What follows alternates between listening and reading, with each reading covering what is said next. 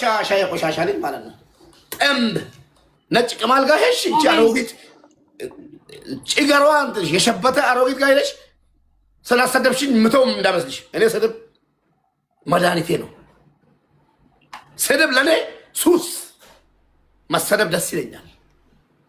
ያቺ አሮጊት ቁጭ ብላ ወንበር ላይ ለማኝ ቁጭ ብላ ወንበር ላይ እየለመነች አንበሳ አምጡ እንደዚህ አምጡ የምትል ቅማላም አሮጊት ጋር ሄደሽ ስላሰደብሽኝ እኔ ምንም አይነት ነገር ይሰማኛል እንዳይመስልሽ። እሺ አንቺ ቆሻሻ ማለት ነው። እበት ጥምብ የጥምብ ልጅ ማለት ነው። ሀቢባ እናት ናት እኮ ሀቢባ እናታችን። ወደድሽም ጠላሽም የፈለገ ሰው ይጠላኛል እንጂ ሀቢባን ሞራል የለኝም የመናገር ልምፄ ከፍ አድርጌ ሀቢባን የመናገር ሀቢባ እህቶቼ አማራ ይሁን ኦሮሞ ይሁን ትግራይ ይሁን የፈለገ ይሁን እህቶችን እየረዳች እያስረዳች በአይናችን እያየን ስንት ነገር ከስንት ጉድ እህቶችን አውጥታ እኔ ሀቢባ የመናገር ሞራሉም የለኝም። ቦርኮ ነጭ ቅማል አንቺ ግማታም ጥምብ ጥምብ የጥምብ ልጅ የጠነባሽ አንቺ መተታም